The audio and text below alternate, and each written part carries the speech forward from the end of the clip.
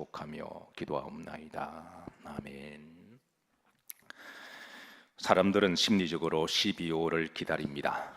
아마 그것은 성탄절을 기다린다라고 하는 의미가 될 것입니다. 아이들은 산타를 기다리고요. 또 어떤 사람들은 선물을 기다립니다. 그런가 하면 또 반가운 사람들을 기다리기도 하고, 또 어떤 사람은 또 하늘에서 내리는 눈을 기다리는 사람들도 있습니다. 모두가 다 가슴을 설레게 하는 기다림입니다. 올 한 해도 눈이 좀 많이 왔으면, 특별히 성탄절 즈음에 성탄 새벽에도 눈이 오고, 또 교회 오실 때 좀 눈이 왔으면 좋겠다, 그렇게 생각합니다. 그리고 성탄절을 맞이해서 또 사랑하는 사람들끼리 반가운 만남도 있으면 좋겠고, 그리고 서로의 고마움을 기억하고 선물도 많이 받았으면 좋겠습니다. 선물을 받기 싫으신가요? 선물을 좀 많이 받았으면 좋겠습니다.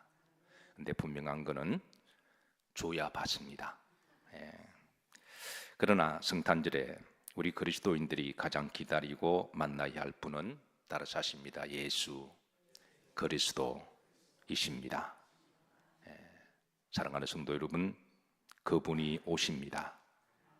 분명한 것은 성탄절에 주님이 우리 영일교회에 오십니다. 미국의 가장 존경받는 대통령 중에 한 사람은 항상 이제 조사할 때마다 뽑힌 사람이 에이브람 링컨이죠. 아시다시피 링컨은 매우 독실하고 신실한 그리스도인입니다.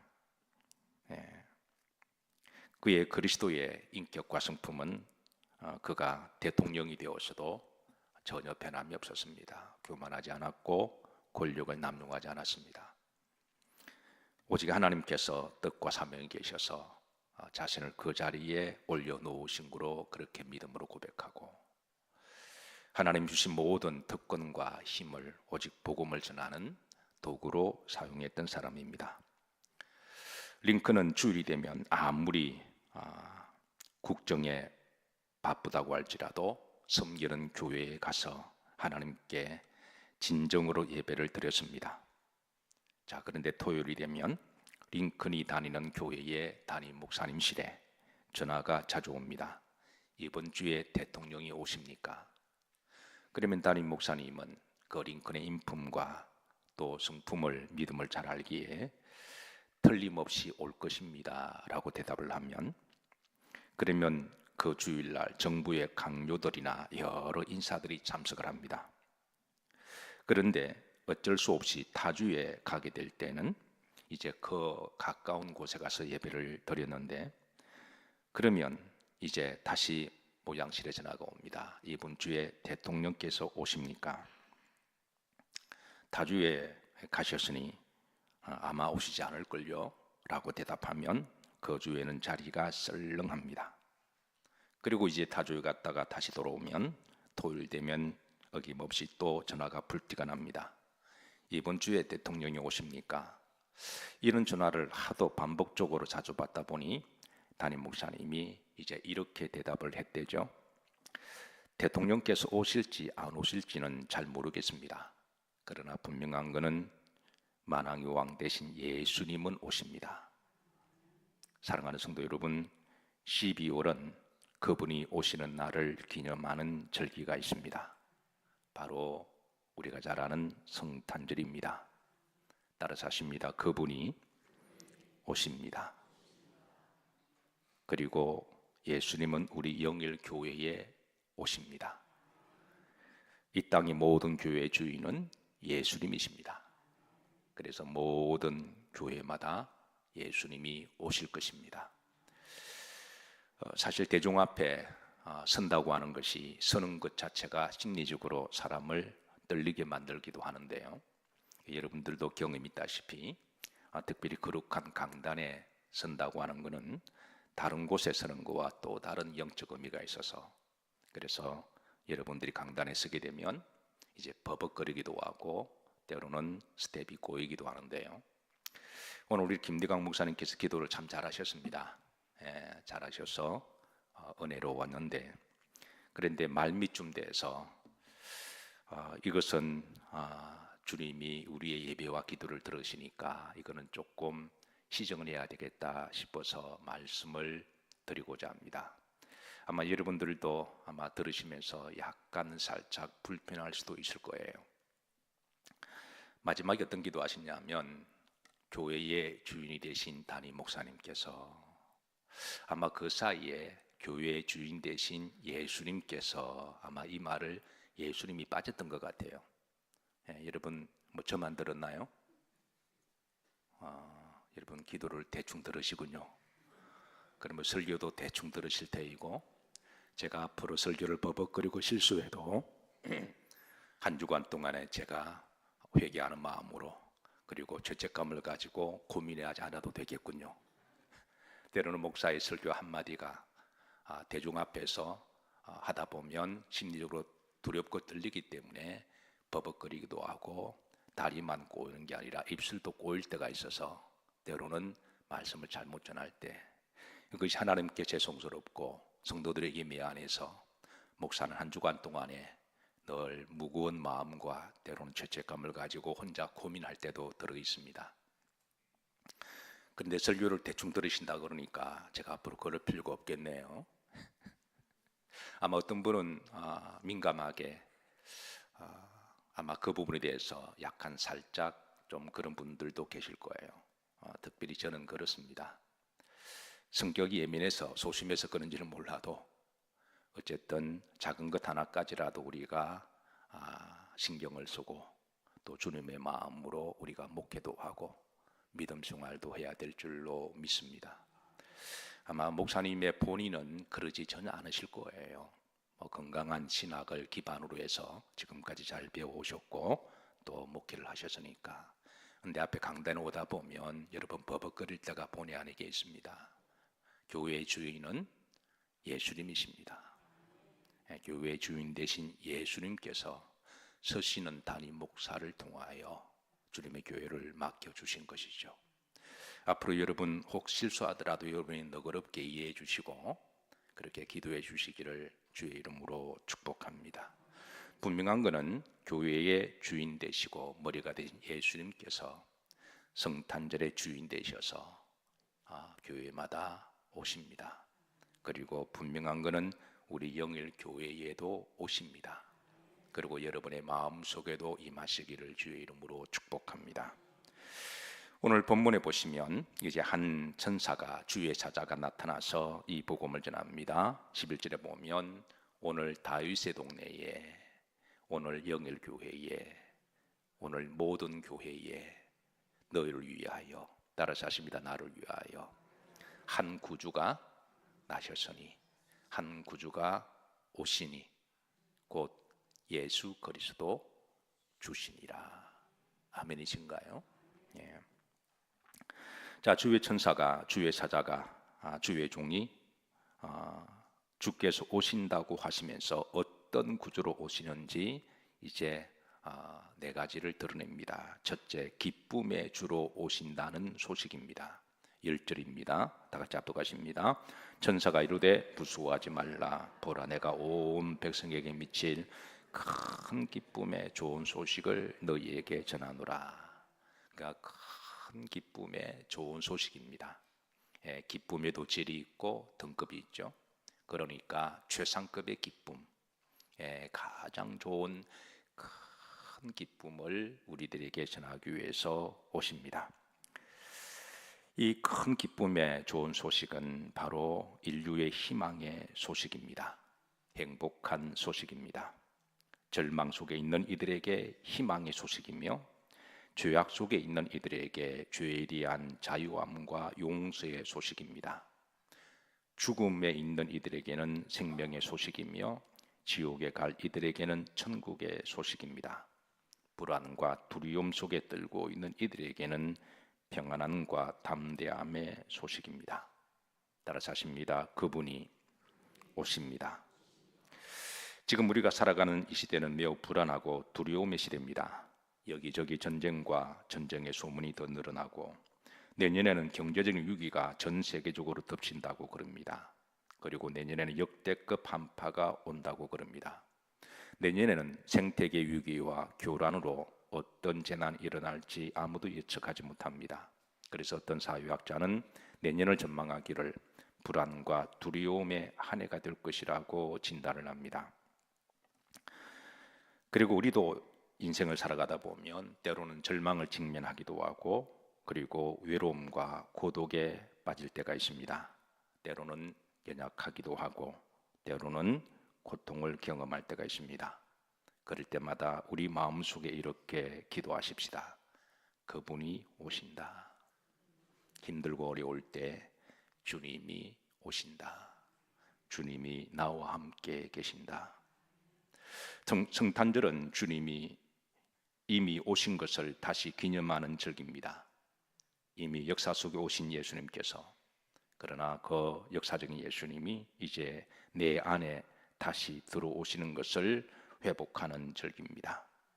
그리고 이미 오신 주님께서 앞으로 역사의 종말에 다시 오실 마라나타 주님을 대망하는 절기이기도 합니다. 자, 두 번째 주님께서 오신 목적은 평화의 주님으로 오신다는 전사의 전언입니다. 14절입니다. 합독합니다. 지극히 높은 곳에서는 하나님께 영광이요 땅에서는 하나님이 기뻐하시는 사람들 중에 평화로다 하니라. 주님은 평안을 주러 오셨습니다. 주님이 주시는 평안은 세상이 주는 평안과 다릅니다. 그래서 요한복음 14장 27절에 보시면 평안을 너희에게 주노라. 곧 나의 평안을 너희에게 주노니 내가 주는 평안은 세상이 주는 것과 같이 아니하노니 너희는 마음에 두려워하지 말고 염려하지 말라 그러셨습니다. 전쟁터에서 가장 절실하게 요구되어지는 것이 있다면 물질도 아닙니다. 그것은 바로 평안이죠. 지금 저 중동 지역에 가장 절실하게 필요한 것이 뭘까요? 아마 평안일 것입니다.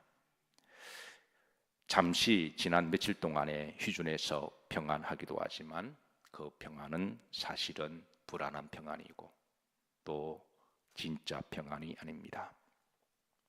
그러나 주님이 주시는 평안은 세상이 주는 평안과 다름을 말씀하십니다. 주님이 주시는 평안은 마음의 평안이고 영적인 평안입니다. 사실 우리도 이제 전쟁과 같은 우리의 일상의 삶, 그게 직장이든 무역이든 아니면 노동이든 간에 우리 마음속에 끊임없는 전쟁을 치르고 있습니다. 그래서 어떤 분들은 하루 종일 열심히 살다 보면 마음의 전쟁으로 말미암아 쉼을 얻지 못하고 그리고 힘은 다 소진이 되고 그리고 크게 육체적으로 노동한 것이 아닌데 우리가 번아웃되고 매우 지치고 힘들 때가 있습니다. 우리에게는 평안이 필요합니다. 사랑하는 성도 여러분, 우리가 하루 동안 열심히 살아가되 때로는 우리 마음속에 누가 나에게 싸움을 전쟁을 건 것도 아닌데 우리 스스로 우리의 자아가 우리 속에서 우리 스스로 전쟁을 일으켜서 우리가 피곤하고 낙심하고 지칠 때 그럴 때 평안의 주님을 바라보시고 기도하시길 바랍니다. 그리고 주님이 주신 그 평안함으로 우리 속에 전쟁이 잠잠해지고 우리 속에 우리 스스로 정죄하는 정죄의 영을 예수님의 이름으로 몰아내시고 우리가 남을 정죄하는 그런 그 정죄의 영도 예수님의 이름으로 몰아내시고 우리 속에 예수님의 평안이 가득히 마시는 심령이 되기를 주의 이름으로 축복합니다. 분명한 것은 평안이 축복입니다. 세 번째, 구주로 오신다는 소식입니다. 11절에 보시면 여기 이제 구주라는 말이 3번 반복되는데요. 이 한 절에 이제 이 3번 구주가 반복됩니다. 한번 찾아보시죠. 합독합니다. 오늘 다윗의 동네에 너희를 위하여 구주가 나셨으니 곧 그리스도 주시니라. 자, 구주라는 말씀이 구주 그리고 그리스도라는 말도 구원해 주시는 분이라는 것이죠. 그리스도 곧 누구시니라 주시다 그랬습니다. 자, 주님은 우리를 구주로 오셨습니다. 구원하러 오셨다. 마태복음 1장 21절에서는 우리를 죄에서 구원하시러 오심을 드러내십니다. 다 같이 합독하시죠. 아들을 낳으니 이름을 예수님이라 하라. 이는 그가 자기 백성을 그들의 나의 죄에서 구원할 자이심이라. 좀 더 깊이 들어가면 진노의 자녀에서 구원하심을 알려줍니다. 에베소서 2장 3절입니다. 합독합니다. 전에는 우리도 다 그 가운데서 우리의 육체 욕심을 따라 지내며 육체와 마음에 원하는 것을 하여 다른 이들과 같이 본질상 진노의 자녀였더니, 진노의 자녀에서 우리를 구원하신 분. 로마서 6장 17절에서는 우리에게 죄의 종에서 구원하심을 알려줍니다. 합독합니다. 하나님께 감사리로다.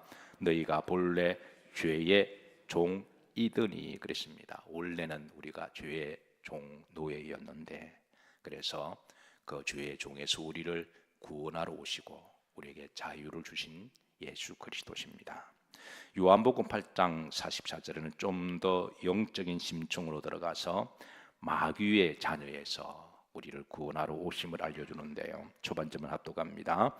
너희는 너희 아비 마귀에게서 났으니 그랬습니다. 마귀에서 우리를 구원해 주실 분 예수 그리스도십니다.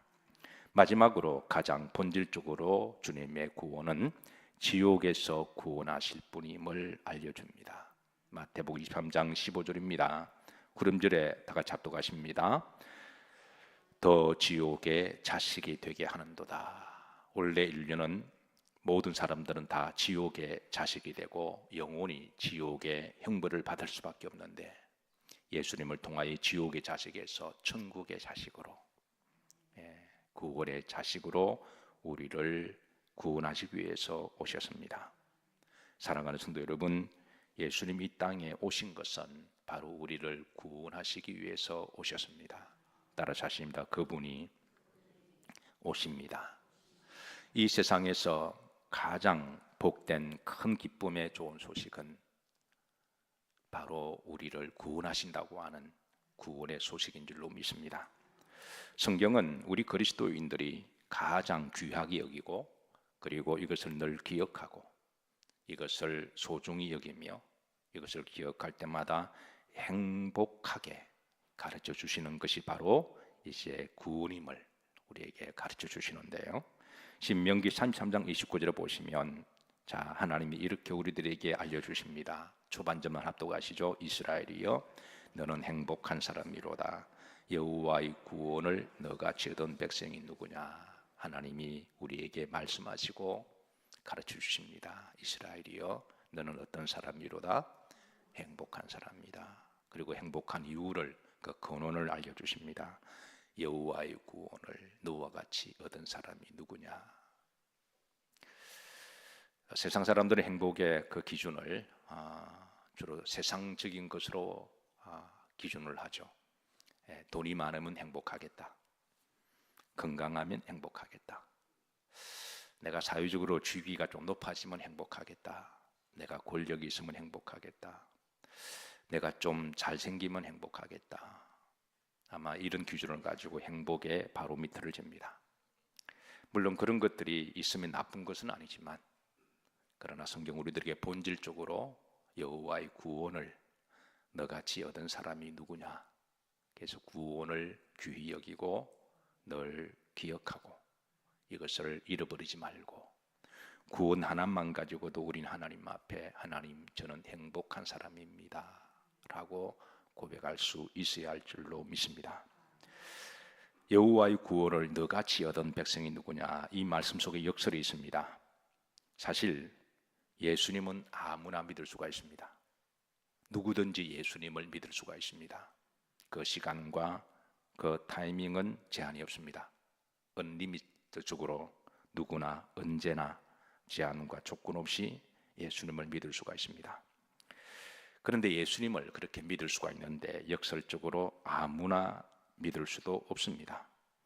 왜냐하면 예수님을 믿지 못하도록 보이지 않게 기가 막히게 역사하는 마귀의 영이 있기 때문에 그렇습니다.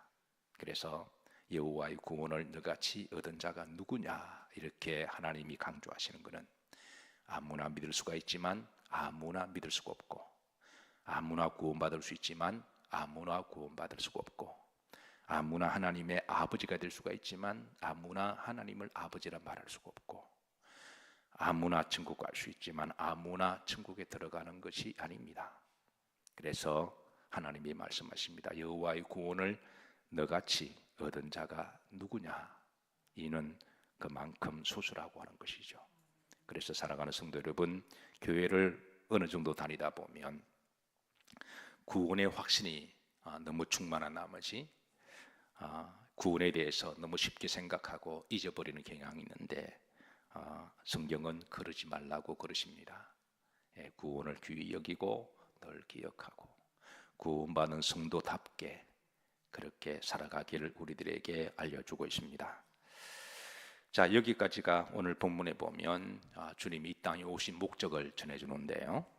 2000년 전에 주님이 오셨을 때 주의 사자가 주의 종이 주님이 오신다는 소식을 전해 주었음에도 불구하고 이를 마음에 새기고 주님을 영접한 사람이 그리 많지 않습니다. 그래서 요한복음 1장에 보시면 주께서 오셨지만 영접하는 사람이 그리 많지 않았다라고 일러주는데요. 근데 오늘 본문에 보시면 주의 사자가, 우리가 주의 사자를 그러면 꼭 날개를 달고 하늘에서 내려와서 아니면 후광이 비쳐서 꼭 그렇게만은 생각할 필요가 없습니다. 성경에 보면 주의 사자가 때로는 그렇게도 나타나지만 때로는 하나님이 시대마다 세운 주의 종을 통하여 하나님의 말씀을 대언함을 통해서 드러내기도 하셨고, 원래 주의 사자라는 말은 말라크라는 말로서 하나님의 말씀을 전하는 사람을 주의 사자라고 이야기하죠. 그래서 그 형태가 어쨌든 간에 우리가 믿음으로 이제 주의 사자의 말씀을 듣게 되는데요. 자, 그래서 2000년 전에도 주의 사자가 이제 주님이 오신다고 하는 그분이 오십니다라고 하는 소식을 전해 주었을 때에 의외로 그 말씀을 마음에 새기고 주님을 영접하고 기다리는 사람이 그리 많지 않았어요. 그런데 오늘 본문에 보시면 19절입니다. 마지막에 이 소식을 마음에 새기고 생각하고 기다린 한 사람을 소개합니다. 그 사람이 누굴까요? 자, 누구죠? 오늘 우리가 말씀을 다 봉독했는데요. 19절입니다. 누구죠? 예. 자, 누구죠? 예. 그 시대는 마리아지만 오늘 이 시대는 누가 되어야 할까요? 바로 여러분과 저가 되어야 하죠. 예. 그분이 오신다라고 하는 이 소식을 전해 주었을 때 많은 사람들은 그냥 벌러 듣고 한 귀로 듣고 한 귀로 흘러버렸고 마음에 새기지 않았지만, 그러나 매 시대마다 소수의 하나님이 영맥을 이어가는 남아있는 자들을 통하여 그 주의 세미한 소리도 듣게 하시고 작은 소리도 큰 불 가운데만 임해야만, 지진 가운데 진동으로 내리쳐야만, 하늘의 불 같은 것이 훅 떨어져야만 깜짝 놀라서 우리가 들을 수 있는 영성과 믿음이라면, 하나님은 때로는 세미한 가운데도 말씀하시고 그리고 잠잠한 가운데도 성령을 통하여 우리 심령 깊은 곳에 말씀하실 때 주의 성령을 사모하는 이들에게 그 소리가 들리기를 주의 이름으로 축복합니다. 마리아는 그 소리를 들었습니다. 다 같이 한번 납독하시죠. 마리아는 이 모든 말을 마음에 새기어 생각하니라. 주님이 오시는 성탄의 계절에 해마다 우리가 성탄절을 맞이하는 것은 우리가 깜빡깜빡 잊어버리기 쉬운 신앙의 본질적인 것들이 들어있습니다. 감사도 그러하고요, 예수 그리스도의 성탄의 절기도 그러합니다. 사는 게 왜 그리 바쁜지, 우리 마음속에 왜 그리 번민과 고민들이 많은지 본질을 잊어버릴 때 그 즈음에 하나님이 절기를 통하여 다시 한번 복음을 전하실 때 다시 한번 이 복음의 본질을 기억하시고 주님이 오신다 이 말을 마음에 새기시고 생각하시고 그분을 잘 준비하시고 맞이하시기를 주의 이름으로 축복합니다. 말씀을 정리하면서 우리가 누군가를 기다린다고 하는 것은 설레임이고 행복한 일인 줄로 믿습니다. 특별히 내가 사랑하는 사람을 만나기로 할 때, 어느 분이 이제 사랑하는 아들을 만나러 가신다고 제게 보고를 하십니다. 목사님, 어느 기간 동안에 제가 좀 다녀와야 되겠습니다. 그런데 아들을 만나러 가신다 그러셔서 얼굴에 그냥 하트가 뿅뿅 들어가 있습니다. 아들이라는 말만, 자식이라는 말만 나와도 그냥 얼굴에 기쁨이 넘치는, 우리가 내가 사랑하는 사람을 만난다고 하는 것은 설렘이고 행복인 줄로 믿습니다. 주님을 기다리는 것이 우리 모두에게 벅찬 설렘이 되기를 소망합니다. 그리고 행복한 기다림이 되기를. 그리고 12월 24, 25일 날 우리가 성탄절 주님이 오심이 우리 영일교회의 주인 되시고, 또 그분을 우리가 마리아처럼 또 잘 영접하는 우리 영일교회의 12월의 행복한 그런 한 달이 되기를 주의 이름으로 기도하고 축복합니다. 자, 우리 벽 5장 오늘 우리 1절 들으시고 오늘